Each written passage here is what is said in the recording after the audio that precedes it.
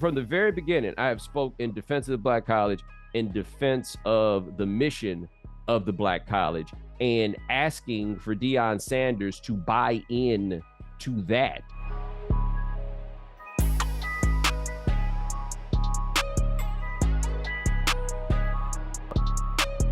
Ladies and gentlemen, welcome to The Right Time. My name is Bomani Jones. Thanks for listening wherever you get your podcast. Rate us, review us, give us 5 stars. You only give us 4 stars. I'm inclined to believe you are a hater. It is that time of week we have a guest join us, coming to us live from Meadowlark Media and ESPN. Howard Bryant, what's going on, man? Good morning. Good morning. How you doing, Bo? I'm good, man. Yo, I want to, I'm going to talk a little bit about this Deion stuff, as we go in this. But how much can we tell the people about the project you're working on right now? Virtually nothing. Nothing at all? No, we could say something, of course. I don't mean details, but like the big thing that you're working on, because I just think it's one of the coolest projects somebody could do. Yes, I'm working on the date most people don't know exists, July 18th, 1949. Jackie Robinson goes to Washington to testify to the House Un-American Activities Committee against Paul Robeson, who supposedly said that it is inconceivable that Negroes would fight a war for the United States against the Soviet Union. And they brought Jackie in to put Paul Robeson in his place. One of the great moments in history uncovered. Man, I encourage people, the one thing I could suggest is there's a documentary you can find on YouTube about Paul Robeson. I don't remember the title, but it's directed by St. Clair Bourne. I recommend people check that out because Paul Robeson's the baddest man. I cannot imagine how terrifying that big motherfucker was at that time. I'm bigger than you. I am an incredible world-class athlete. I have a singing voice that is unmatched. And I am scared of absolutely nothing, right? Oh, I also have a law degree. Yeah, I forgot about that part. My bad. And this is in the early 20th century. Now, one thing that St. Clair Bourne documentary points out is a man of missteps, right? This is not a plaster saint, right? Made some trades at different points that are trades that people make. But when I talk to you about the different things that you come across in the research on it, I find myself so struck in so many ways about things that go on that are right now. You know what I mean? The parallels of what go on for the man that decides to do this, the way that owners look at race and everything else that surrounds it. It is just wild to me when I hear you talk about it. Wow, it kind of is the 40s. It's the 40s. It's the 20s. Yeah, it's wild. It's wild. And I think what's great about it too is that, these types of stories don't get told, they never get told, and we act like it happened a million years ago. It didn't happen a million years ago, and a lot of the different themes are still happening today. And one of the things, as we're about to talk about Deion, one of the things that I find really interesting about it is the Black reaction to other Black people publicly, and the sort of all the stakes that are involved in that. It's not the same. When you criticize each other, or when you do something that runs counter to what everybody thinks you should do, or when white America puts you in a position to go after your own for their reasons. Let's just say things get hot. Yeah, and Jackie Robinson got caught in the okie doke. That, to be fair, he didn't really have much of an option on it, right? Government say, hey, Jackie, you want to come in here and testify? How you feel about that? Exactly. Oh, and who's telling me? My employer, Branch Rickey. How am I going to say no? Right. And if you read Jackie's autobiography, he talks about the various conflicts that he has and ultimate regret that came from the way that it was all done with him. But when the Kyrie thing was going on, I talked to you about this, and I talked about this on the show, that I think what I think, and I'm going to say what I think, generally speaking. Now, I'm not one of those people. Sometimes you got to look up and be like, hey, being right ain't that important, right? And you're just I'm going to pass on this one. But with Kyrie, I quickly saw the okie doke at play. And it was nah, not going to do that there. Nope, not going to. Maybe smartest move, maybe. I'm not ranking it, but one of the smartest moves of the year, right? In terms of Yeah, I tell my son this all the time. The world doesn't need to know everything you're thinking, Yes. especially because in these situations, you're being brought up there, not because of what you think, but because of what we need you to say. Right. Right. They're not And the same thing. right. And that's what I saw in the Kyrie was they're like, yo, we got to get somebody to do this. But white folks ain't really want to get on that because it's always this close to being about something else. You know what I mean? Mm-hmm. So hey, highly respected Afro-American, how'd you like to give your take that I just heard and may not even fully understand, but it's close enough to where we want to go. And so I was passing on stuff like that, right? So this Deion Sanders thing comes up. And I did an appearance on CNN last week. And we talked about Jerry Jones. And, I said what I had to say about Jerry Jones. But then they were like, hey, we'd like you to come on again next week, right? Before we have any idea what there is to talk about, we want you to come on next week. I say, cool. Not sure if you guys heard, but I do have a television show to promote, right? So like these are things that over the last few years, I don't really do too many of these appearances anymore, but I got other things to do. Okay, cool. I come in. So they say they want to talk about Deion. I'm like, oh, that's interesting. And the question was, is Deion a sellout? And I'm like, well, no, of course not, right? We could do that. But what I didn't expect is that the word sellout would be on the screen the entire time I talk. And that's a lot to ask people who are primarily watching 2 minutes of a 9-minute clip and don't hear the part where I say, no, I don't think he's a sellout, and then get into what the things are that I'm talking about. But they see the 2 minutes and all it says is sellout at the bottom of the screen. And you got people Or they're like, at the gym with the yes, volume down. right, And just right. looking at the word sellout while they're Right. on Not the elliptical. not seeing the question mark at the end, right? And in many cases, what I find to be interesting, not giving your boy any benefit of the doubt. Like if you don't know who I am and you're unfamiliar with my work, that's one thing. But some of y'all been around for a minute. And I'm like, yo, I think I would have thought that you would pretty readily know and recognize that no, I ain't gonna be the one out here. Like the term sellout, as I'm saying, I would have taken the Colorado job too. But anyway, I get out there and I say what I have to say, and the response, this is wild, man. I'm not exaggerating. At least it doesn't feel like it. The only thing in my like real public career that I can think of that has gone as viral as this Deion thing was the Donald Sterling thing in 2014. More than the t-shirt? Maybe that. But I'm thinking less like that's easy, right? Like that's just a picture, it just kind of goes out or whatever it is. But in terms of something I was actually saying, this is like the number one that I can recall in getting around. And like looking at the numbers, the last time I checked, we were recording this at 10:15 Eastern time on Wednesday, December the 7th. And that thing had 2.7 million views on the tweets. And that's before we get to the people who like hijacked it and put it up on their own. You know what I mean? God knows if it made it to World Star, who knows what's going on with the reels and the TikToks and all of this stuff, right? It is the most viral thing that I've done. But what's a couple of things have been interesting, and I want to later get into like why it is that this is such a viral topic, because that has been the thing that has shocked me. But not just the bots, but a significant number of people who watched that clip and were like, the white man put you on TV to tear another black man down. Yeah, and I'm sitting there.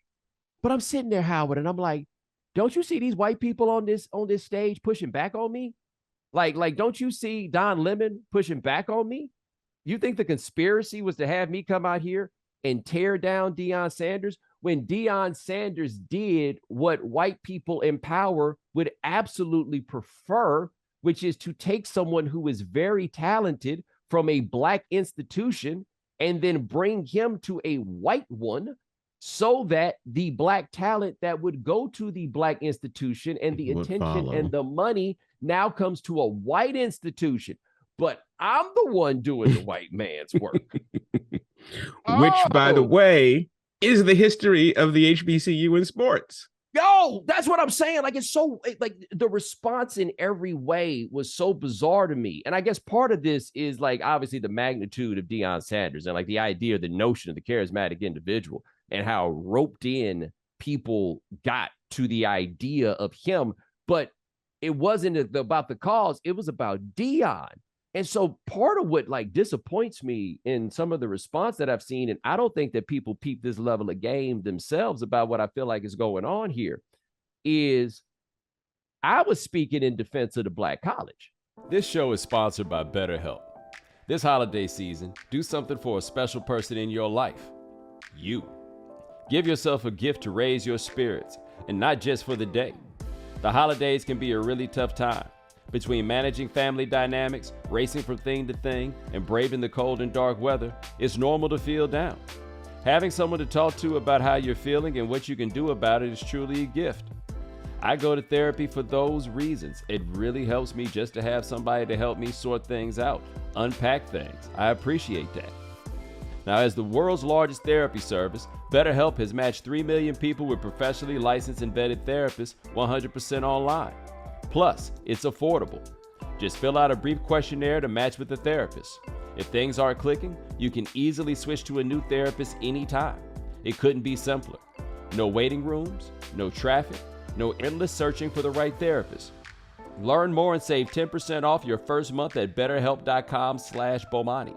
That's betterhelp.com/Bomani. Right? Right. From the very beginning, I have spoke in defense of the Black College, in defense of the mission of the Black College, and asking for Deion Sanders to buy in to that rather of which than you are an alumnus. Right. Well, I'm an alumnus, but also I'm a Black person that grew up around HBCUs. So, like, even if I didn't go to one, I got it's the world that I'm of, right? That's like, right.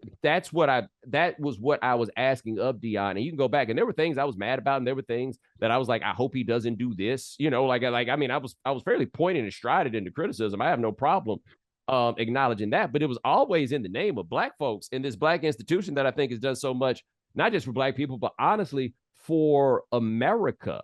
And the response was, well, why can't he go get his money? But somehow I'm the one doing the work for the white man. Like, this is just, the responses to this, I think, are so convoluted and all over the place, because I don't think people know what they're supposed to think. But I think in the end, their loyalties are to Deion Sanders over the Black institution, which is really, really strange. Yeah, I think there's a few things at work, and I think you're right. I mean, that this is one of those stories where you got to step back and ask yourself, which you should do on all stories, but where we have to step back and go, what's happening? Like, what's actually sort of taking place right now? And on the one hand, the first thing for me is that I think we have to remember the moment in time we're in. And this is going to be the moment in time we're in is shaping a lot of how people are reacting. Post George Floyd, there has been this movement. We've heard about it, like reviving the HBCUs, and we've been hearing about this for years before that. But really, the George Floyd moment really suddenly made this push. And remember, there was all this talk about the HBCU as the antidote to the imbalances in power that African Americans have with their lack of coaching and opportunities, et cetera, at the PWI. In the PWI space. And so there has been this feeling that the HBCU is the savior, and that the people who return to it or who gravitate toward it are somehow responsible for its revival, and that there's a movement taking place for that. Even though we know and have always known, and you and I talked about this, Jackson State was never going to become Alabama or threaten Alabama or become some satellite parallel universe to Alabama, right? This wasn't the game. In fact, you and I think we were on your show a couple of years ago talking about how the goal of the HBCU is to actually educate, right? That's where your lane is. That's the space where, that's your historical space for those institutions. So the idea, as we started moving in, that, oh yeah, all the Black talent is going to rebalance by going home, it was never going to happen. And yet, but that is the romance of it. So when Eddie George went down there, when Hugh Jackson went down there, when Deion Sanders went down to the different schools, it seemed to feel like it was picking up some sort of momentum that really doesn't have a basis in any sort of historical fact. One, because the resources are so different, And sorry, I just saw the alert. Aaron Judge is going back to the Yankees. That just caught my eye. Sorry about that. But so there's that. Then there's the other thing, which is the idea that what Black coaching really needs and what the HBCU really needs is to have Deion Sanders walk the walk, because remember, this is how he sold himself. He didn't sell himself going to HBCUs as this is going to be the first step in my coaching career. That wasn't the marketing plan. The marketing plan was he was coming here to create something for everybody, not for himself, which runs counter to anything that we know about Deion. Deion comes first. And so there's that. And there was a little tiny bit, I don't want to put them in the same sentence, but I feel there's a certain analogy here to the reaction to Barack Obama when he was cashing in off his presidency, which they all do now, right? I mean, Jimmy Carter's the only one who doesn't post, Reagan, although he's pre-Reagan, but of that generation, the post-Watergate president, part of the game is to make a ton of money off your presidency. And people, when anybody called that out, that, I think this is kind of messed up. How come you want to let Obama get his money? Why, get your hand out of his pocket, whatever, all of that stuff. And so when Deion says, okay, I'm out the door and I'm going to go to I'm going to go to what is essentially a mediocre Power 5 school, but it's still a Power 5 school. And the message is their money is longer than your money, which is true. Then I can see why people would be like, well, how come he's not allowed to earn? Well, he is allowed to earn, but you got to factor in all these other things too as part of the moment in time, which sort of explains all these different reactions. And don't forget that he got that job in the shadow of George Floyd and was talking that talk with that in the air. Like that was part of it, was that it was in this time. And, God called him to come and do this for HBCUs to level the playing field. You Google Deion level the playing field, you'll find the quote. Like it's not this, that's him. That's where he's going in that. And I think you and I both can do math, thereby the money that he took was so much more than the money that he was receiving. And I don't think that anybody can begrudge somebody for making a move under those circumstances, right? I don't think that anyone can. And is anyone begrudging him? And that's the other thing. Is that piece of it actually happening?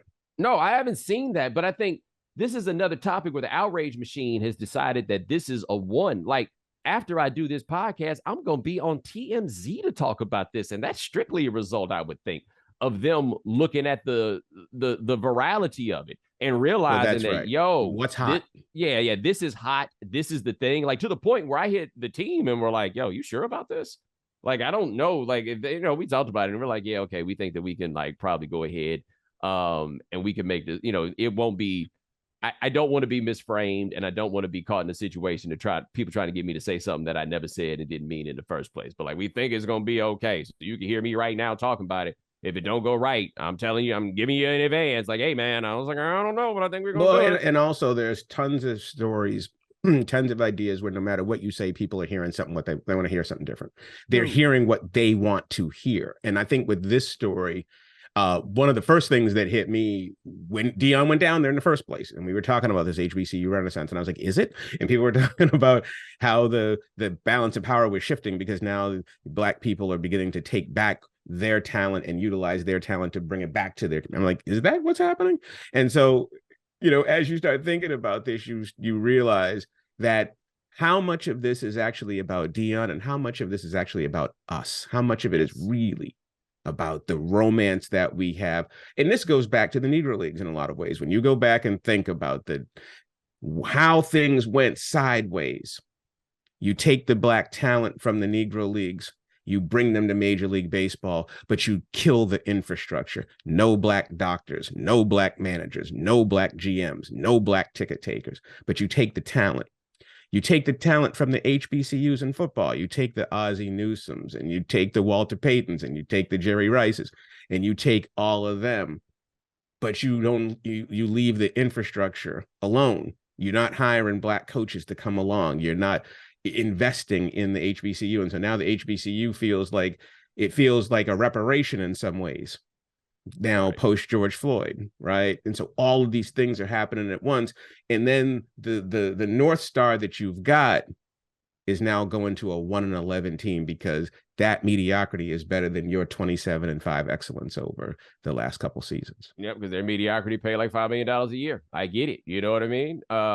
And if Deion brings the staff as he has said he wants to bring the staff, if he brings this heavily black staff, then he has done something that honestly most people don't have the power to do under those circumstances. That's right. Somebody is going to come to him and be like, "Yo, you might want to get a white dude or two." And especially there, because yes, let's also remember the history of a lot of the black players haven't really had it easy up in Boulder. You know, it's not like you're going to a place that has a long tradition of, you know, of really black participation, of comfort. You know, you're going to Colorado. I mean, there's a lot going on there, right? So there's that. And I think the other thing too that has to be considered when it comes to someone like Deion is there was a romance that he was going to be Eddie Robinson. I don't know where that really came from, but a lot of people did buy into the idea that he was going to create a tentpole here. He was going to be an anchor. This was going to be a model. And over the next 5 or 6 or 7 years, we were going to look back and look at this moment as the moment where the star players did something they had never done before, which was use their star power to bring it back to the black community. And Deion was actually perfect in some of these ways, because if there was one thing that people knew about him, it was like, well, he don't really need the money. He's not, you know, he can actually afford to take that sacrifice. And then he didn't take that sacrifice. Yeah. And I mean, here's the thing I'd say about the taking the sacrifice. Yeah, he could afford to take the sacrifice. You are correct. But what nobody talks about when they get into Deion did this and the notion that I've never actually seen verified about Deion donating back his salary, or a portion of his salary, how much you think that Affleck deal is worth? Because I'm assuming that Affleck deal is worth multiple millions of dollars, which he would not get if he was not at Jackson State, which, by the way, makes it a bit easier for you to donate half your salary back. Anybody that's donating half their salary back is somebody who got a lot of side money coming in. Just that's right. Well, and also it's like it's and that's the other thing that people get all upset about, which is, why are you spending my money? Right? It was like the time when Jason Giambi was going to sign with the Yankees, and I walked up to him and I was like, "Gee, okay, the Yankees are offering you 120 million, and the A's are offering you 113. And if you're happy here, I mean, what's the difference between 120 and 113 million dollars?" And he looked at me and he said, $7 million. Yeah, the idea of diminishing marginal utility is not in the world of most people when it comes to these things. But I do want to talk about that point of an HBCU renaissance, because I think the thing that's been lost in this is HBCU enrollments across the board have been up post George Floyd. Applications have been up post George Floyd. We're talking like double digits.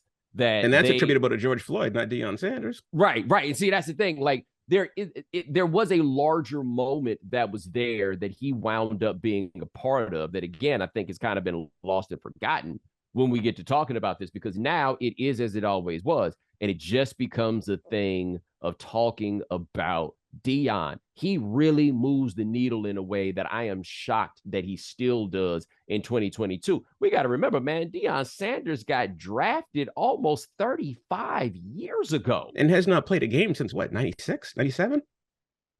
No, he was at the Ravens in 99. Yeah, he had that comeback in the early 2000s, right? But and this is with us having been around at the height of the fame of Deion Sanders, which is something that I think is kind of difficult to explain to people, like, especially given that baseball was a bigger deal to the median American than it is right now. He was not a Hall of Fame baseball player and not even really an all-star caliber baseball player, but at his best, he was a very good baseball player. And I'm going to disagree with you there. You think he was all-star caliber?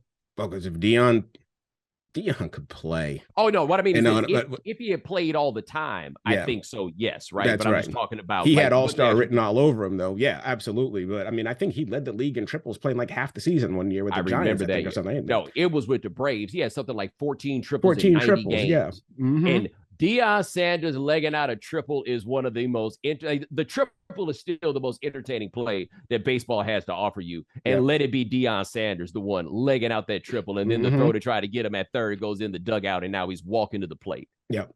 And because he could play like at the level, there were a lot of people. And then obviously when he went off in Dallas and San Francisco and Dallas and obviously Atlanta, but there were people who were like, if he sticks to baseball, he could be a great player. Not a good player. He'd be a great player.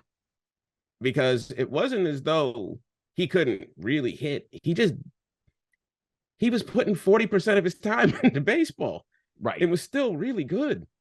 With a broken down body. Mm-hmm. Right? Like, that's the part that gets lost. The reason Deion riding around on that scooter, right, is he put a lot of miles on his body. Like, the idea that Deion Sanders was an elite corner for as long as he was an elite corner. Because, I mean, you'll think of a Champ Bailey, you'll think of a Darrell Green, you'll be able to pull up some names of those guys that are elite corners and stay elite corners. But if you watch what Garrett Wilson did to Patrick Peterson over the weekend, you are reminded it's hard to stay good as an elite corner. He wasn't like Deion Sanders all the way through 2000, but when you add in the fact he was playing those baseball years and playing wide receiver as a, like, not just over putting him in on a trick play, but there's a year or two where he was an actual wide receiver.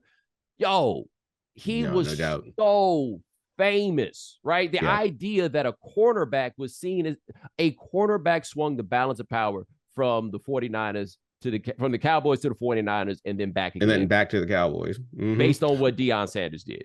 No doubt. Well, I mean, that whole shutdown corner island thing is Deion's. I mean, they weren't doing that with Rod Woodson back in the early on. They weren't doing that with corners back then, even though they were great corners. But this whole, you can't throw to my side of the field for 60 minutes. Yeah. I mean, that was Deion. And you also can't throw to my side of the field, even if Jerry Rice is over there. Well. Here's and the tricky thing about Deion. You can't throw to my side of the field, but you can throw to the other side of the field where Jerry Rice is lighting Charles Toast Demery up for 5 touchdowns. If there's anything I will never forgive Deion Sanders for in this world, it's Charles Toast Demery getting lit up on the other side and Deion got his thumb in his ass on the other half watching it happen. I still don't know to this day how in the world that was allowed to happen, but it did eventually get to a point where no, maybe you shouldn't throw it to Jerry Rice either. But he had he had to get his heart up before he was ready for that. Well, cornerbacks, you could make an argument that cornerbacks are sort of like the closers in baseball. They got that window where they're unbeatable for a short X amount of years. But during that period, they're as good as they've ever been, right? They're as good as it gets. Like, you know, there was a time people were talking about Josh Norman as the guy, right? There's always been that guy, the same way there's been that guy for the first couple of years who's unhittable coming in the 8th, 9th inning. And then over time, exposure begins to level things out. But no doubt. I mean, Deion was the guy, because I think what people forget about Deion, and it is that height of fame thing, right? Because it's a pre-internet height of fame. It's nascent cable height of fame, where he was the 3 network guy. Like, 3 network fame is a big deal. You know, and people don't get that today because you got streamers and 8 gazillion channels. But 3 network fame, when everybody knows who you are, when there's only, you know, CBS, ABC, and NBC, different thing. And also, you know, he's coming up at the time when rap is coming up too. He's in all them, you know, Hammer videos and everything else. And he played for the Yankees. He did. Right? I mean, he's everywhere. Well, showing up in a helicopter. Hold on. He also played for the Braves. And in terms of talking about fame, especially as Deion Sanders, they were on television all across America and winning all the time. And at a time when Black Atlanta was on the ascent. And really into the Braves. That's right. All right. Like, the helicopter from the football game to go to the baseball game and all of that stuff. I mean, and that was a playoff game, wasn't it? That was a playoff game. And don't forget this, in 1988, when Deion Sanders was a college senior, he pulls up to the Florida State game in a limo wearing a tuxedo. Like, he had figured out how to leverage the media game before anybody else did. what he was wearing at the draft, that crazy Sports Illustrated cover that looked like a Pen and Pixel No Limit album cover, except it was 1989. And he said at the time, cornerbacks weren't making any money, and he decided that he was going to play this up. Like, his ability to promote has always been unparalleled. And that's where the Colorado thing is going to be interesting, because he is going to get them shine and attention like they've never had. And that, to me, that's what I wanted to get back to. One thing I'm finding interesting in the responses about Deion is how many people's thing is, look at all the attention he gave to HBCUs, right? Now, number one, he didn't give attention to HBCUs. He gave attention to HBCU, okay? HBCU. How many players can you name on Jackson State's team? They play in North Carolina Central in that Celebration Bowl. How many players you can name his kid on that team? Yeah, you can name his kids, right? How many people can you name, like, figures, not just play coaches, players, whatever it is, from the rest of the SWAC? Eddie George is there at Tennessee State. Did you know that? How many players on his team can you name? How many players on Hugh Jackson's team can you name? Did you watch the Bayou Classic this year because of Jackson State? Like, he brought attention to HBCU. Okay, and I don't blame him for that, because the job of promoting all of them was too big. Just don't give him too much credit for something that did not happen. But in this day and age, the most valuable currency is attention, right? Like, when people talk about the attention economy, the idea that Deion got people to look at Jackson State while he was there, I think for a lot of people, it gets no better than that, because what they want is to be seen. What they want is to be famous. And so, to me, the thing is, he did that. He was seen, but once he goes, all the eyeballs are going to follow him, and you're not going to stick around with Jackson State, right? It's like those people who don't really like reggae but love Bob Marley, right? Bob Marley dies, right, and suddenly you're not out there going to go find more reggae. You had your reggae dude, and now your reggae dude is out of there. You waiting for Legend to come out, and then boom, that's what you're going to do, and you're going to play it, when you smoke weed with your friends in college. Like, well, that's what that's going to be. But that's what that's what Deion did, though, is there was a level of attention that he received, and it was great for Jackson State at the time for them to draft off of it. Like, there's no question that Jackson State got a lot out of Deion's presence. But I am struck by just how universally a lot of people believe that people looking at you is the height of all of this. So nothing matter more than people looking at you. But there's there's a couple other things that work there too. Like, number one, what you're describing is no different than watching Tiger Woods. Are you watching golf, or are you watching him? You're watching him. And once he's not there, how much golf are you watching? Right. Now, maybe there's some dudes who stick around and go, hey, I kind of like the sport. But for the most part, that cult of personality is about the person. And I think the other thing is, and I didn't finish this point. I don't think I finished this point well, but I'll try it again, is that there is a historic nostalgia and want for Black people that this moment has created. And it does go back to the Negro Leagues, where you took the Negro League talent and you left the Negro Leagues to die. You took the Black talent from the HBCUs, and then you just forgot about the HBCUs, because now, once Alabama is going to start, recruiting Black players, then we don't need Alabama State anymore. We don't need the North Carolina AT&T. We don't need the rest of them. And this post-George Floyd moment, this post-Trump moment, felt like a way to get some of that back.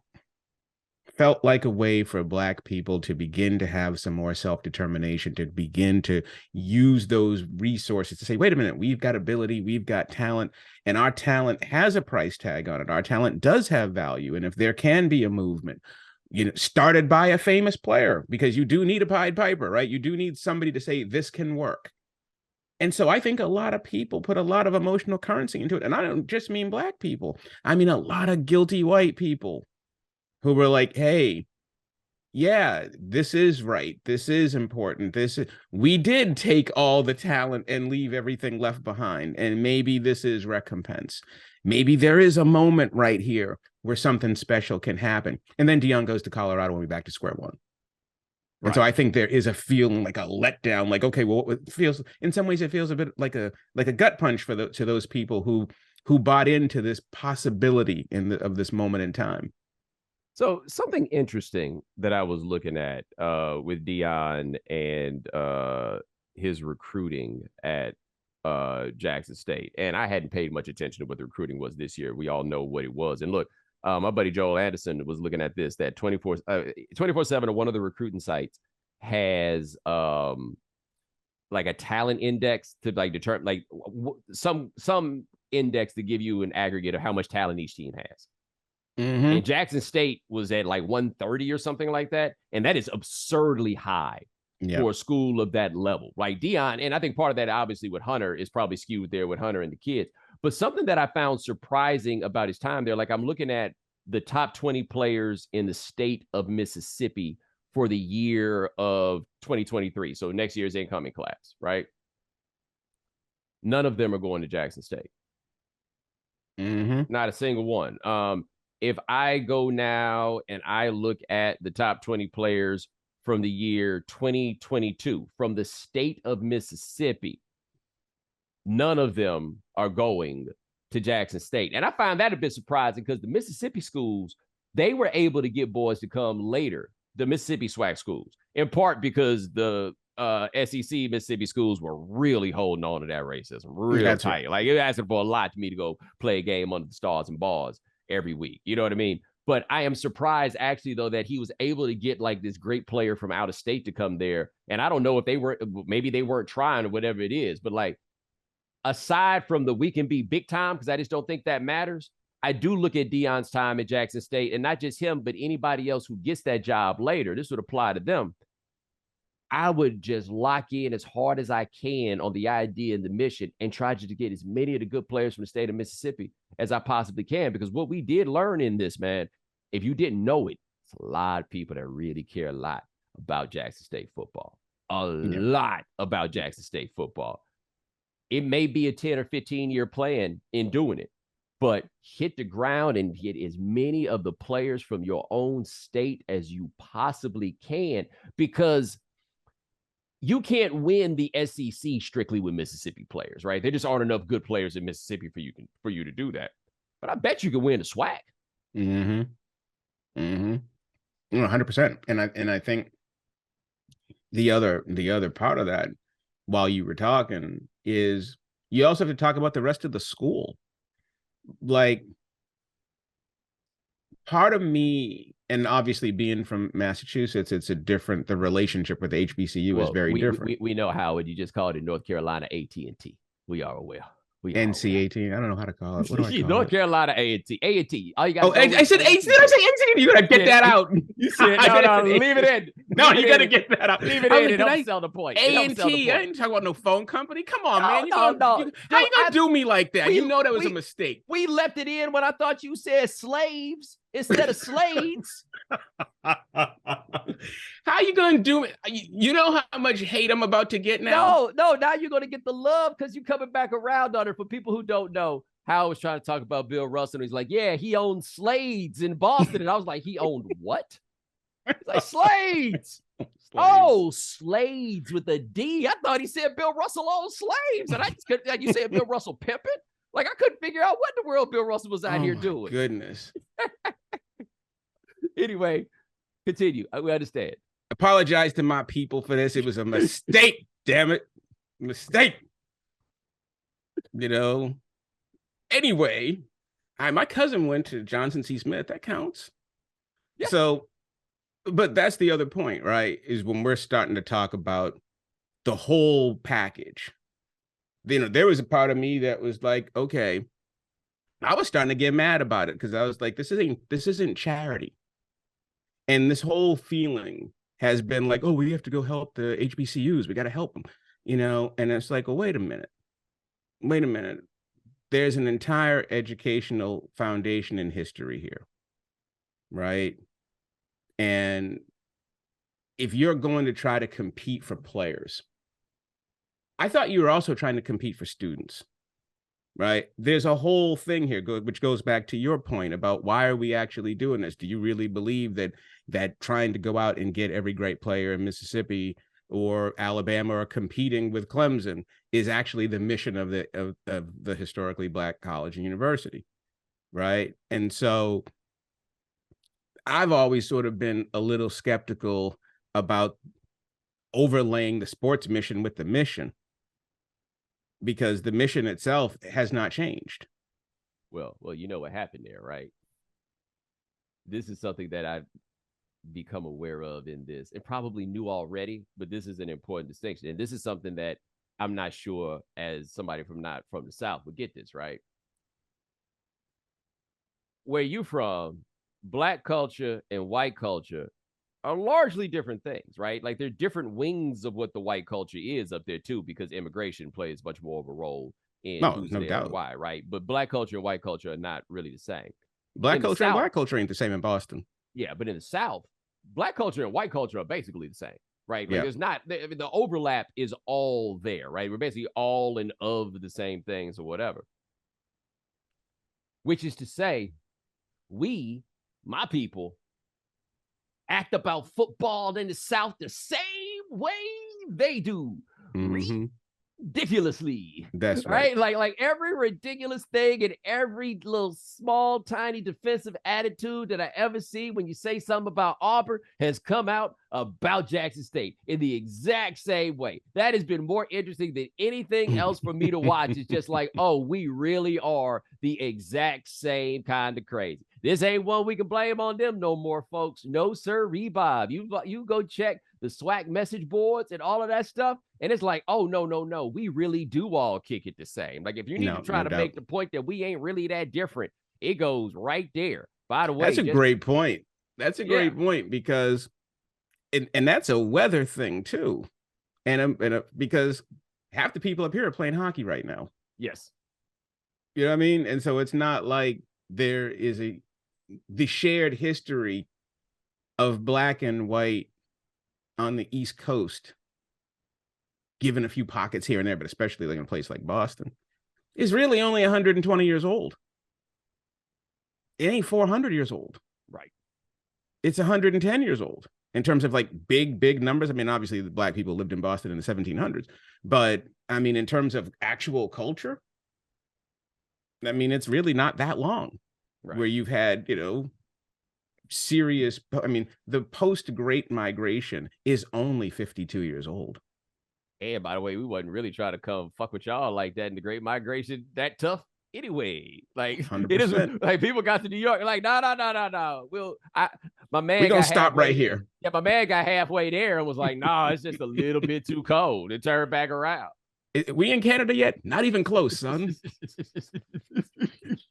we got a long way to go. I said, my grandmother, I said, why'd you stop?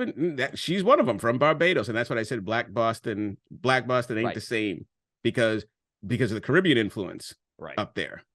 Right. You go to Boston, you got Haitians, Jamaicans, Bajans, and African Americans. Cape Verde deep. And don't even bring up the Cape Verdeans, because the Andrades and the Silvas and the Lopeses did not get along with the Jacksons and the Johnsons and the Bryants.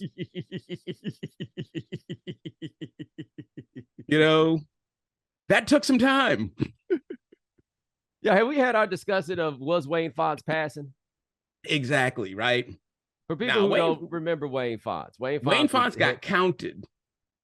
See, I don't remember him being counted at the time, because Wayne Fontes, for those of you who don't remember, Wayne Fontes was the coach of the Lions in the late 80s and early 90s, like the Barry Sanders era. Wayne Fontes is that. And if you look at a picture of Wayne Fontes, that is a Black man. Wayne Fontes is from Cape Verde, right?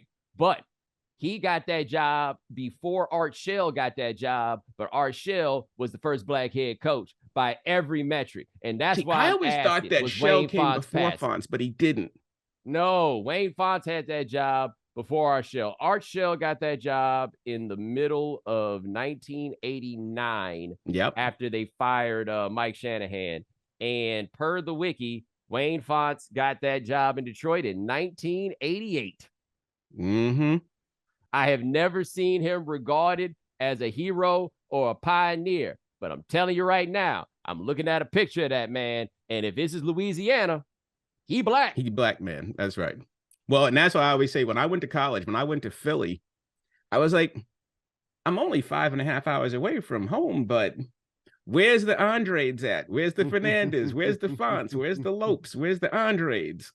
right? I mean, that's go talk to Davy Lopes because he's from down there. Davy Lopes is down from East Providence, and so that area is, and Wayne Fonts is part of that. He from New Bedford, Massachusetts. From New Bedford, right. Absolutely. And half an hour from my house. He went to Michigan State at that time where Michigan State was taking the black people. The other people were not taken. Just want to point that out. I think Wayne Fonts went in there and he's like, "Oh, from Cape Verde," and they're like, "Oh, that sounds like Europe." Americans don't know nothing about no geography. Like they're like, "You're black." No, I'm from Cape Verde, right? And every time they do it, he just shrug his shoulders. He brought his brothers along. They got jobs, and I'm like, "Yo, what are y'all gonna have a bad hair day and mess it up for everybody?" They'd be like, "Man, did I see some waves in there?" That's all I'm saying. That's all I'm saying. Every day he in there. I mean, it's like, well, play the music.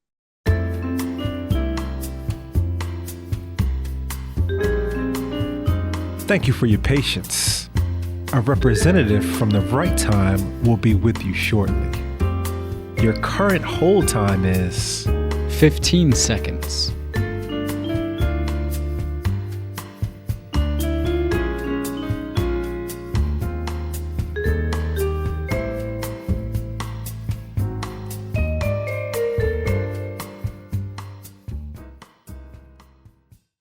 But yeah, you put a picture of Wayne Fonts and that dude next to each other, and you're going to think they brothers, and you're going to think they brothers, but neither one of them ever were treated as brothers. As brothers, no doubt. And it's interesting because whenever I was making my list, I always put Wayne Fonts on it. But you're right. In terms of chronology, he don't count. Like I say, I ain't seen nothing in any February about how, this was a big thing. I'm looking at the legacy part of his wiki page, and it's just all about his personality and his popularity. And by the way, it worked out well for him because let me tell you something. He started off his first 2 full seasons. He went 7-9 and 6-10. Black Wayne Fonts gets fired after that. Instead, Cape Verdean Wayne Fonts stuck around to go 12-4, get the NFC Championship game, and win the only Lions playoff game of my life. That's right. And they beat the Cowboys in the playoffs that year, didn't they? They smoked them. They crushed them. And then themselves got smoked by maybe the best professional football team I've ever seen. The 91 Commandos. 91, yeah, Washington. Yes. But yeah, no, Wayne Fonts, the hero. Maybe he might be out here like I joke about Jaron Collins. He's like, "Hey man, hey, what about me? I ain't no hero." All right. Now with Jaron Collins, he's making a different point about why he's not a hero. But Wayne Fonts like, no. Shh. Exactly, man. I am an ordinary football coach. I'm just a ball coach. That's it. I don't even understand why people talking about color. Yeah, it's funny because it's like, and it all comes back to, if we just do a little quick history lesson, what's always funny about that is that little period right there. All comes back to one man, and go YouTube it, Al Campanis on Nightline. The buoyancy. Blacks. Why don't you have a lot of black swimmers, or a lot of black? But they're really nice people, and a lot of them are my friends. Yes. And it's true though. Look at that period. In that period, you probably had the biggest boom of black hiring in the history of American professional sports. Well, no, it was after the Rooney Rule came in when they thought Johnny Cochran was going to take him to court. True, but if you look at Campanis was 87, right? Wayne Fonts, if you count him, gets a job. Yes. Art Shell gets a job. Ray Rhodes gets a job. Well, Ray Rhodes was a bit later, though, right? A little bit later, yeah. But Dusty Baker gets a job. Cito Gaston gets a job. Frank Robinson gets hired again, right? All of a sudden, Don Baylor gets hired. So within that 5-year period, suddenly you had black coaches. Yeah, that's fair. Like when Johnny did it, though, the NFL went and got like 6 or 7. That's true. Like, that is true. Hey, Tony Dungy, you got some friends? Oh, okay, cool. Hey, Tony, we'll even get you a quarterback. Yes. By the way, how much would you pay to walk up to Wayne Fonts and tell him that Mike Tirico used to say he was Italian?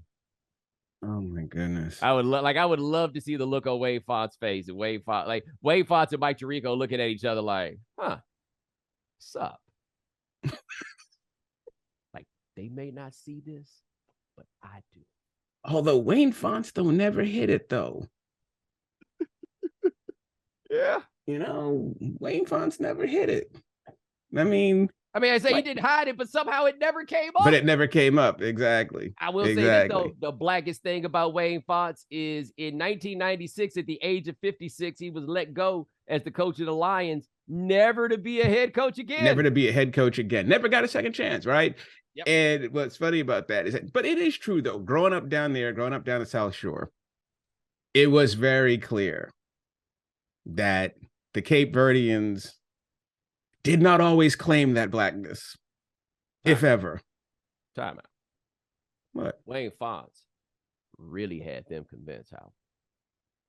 In the fall of 1987, Fonts pleaded guilty to driving while intoxicated after an incident in which he was originally also charged with possession of cocaine. The more serious charge was dropped, however. That's all I'm saying. or he did an amazing sell job on this one, right? Like that's all I got. But if you got caught with some blow in 1987 and you kept your job as a coach, that's true. You know what I'm saying? You know what I'm saying? That's all I'm saying, man. Like, I don't know how we wound up in the Wayne Fonts place to bring this thing home, but I hope the people found themselves entertained. They're gonna look at that picture of Wayne Fonts, they're gonna be like, oh yeah, I know what you're talking about. I know what you mean. I seize it now. Deion Sanders taking us all over 1980s and 90s and everywhere else. But that is Howard Bryant. Check him out at Metal Art Media. Check him out at ESPN. Also, go on Amazon and Google his name. There's a whole lot of books you can buy. I recommend that you get up on one of them. Check the Ricky book. That's the most recent one. The book on Ricky Henderson. Actually, I should have thought about this earlier. Like Ricky Henderson, Deion Sanders comparisons as people, where I feel like Ricky Henderson is the same guy with far less strategy. He just out here trying to make it happen and ask for money here and there, but Deion has a plan. Had a plan. Oh, and by the way, they was teammates. They were. Ricky with was the still Yankees there for like 15 minutes, but Ricky for about 22 whole minutes. Can you imagine? Was that Stump Merrill managing that team, or was that Bucky Dent, or like I forget which one of those terrible managers it was? But you imagine being the manager that has Ricky Henderson and Deion Sanders, and I'm pretty sure Winfield was still there. Winfield was still there, out for the season. Winfield was still there. Traded to the Angels, 89. And also Mel Hall. Oh, I forgot Mel Hall was on that team.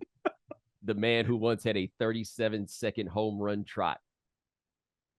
The man who's still in prison and took a high school girl to a prom. Oh, forgot about that. Like, I would love to hear Don Mattingly's off-the-record conversations from 1989 about what in the hell has happened to this team. Like, Don Mattingly's like, I had to put up with all of that, and he couldn't just hang on for one more year to get that ring. They took it away from him in 94 when the season got canceled. They probably looked at Donnie. They probably looked at Donnie in that clubhouse and said, yeah, we got to retire his number no matter what. Like, we need to do it today. We got to do it now. What the man has done for us cannot be ignored. But hey, man, ladies and gentlemen, thanks so much for joining us here on The Right Time. We do this 3 times a week. Adi Khan, Dan Stancic, Parker Owens handling things behind the scenes. Thank you, gentlemen. Remember, follow The Right Time. Rate us, review us, give us 5 stars. You only give us 4 stars, I'm inclined to believe you are a hater. We'll talk to you guys in a couple of days. Take it easy.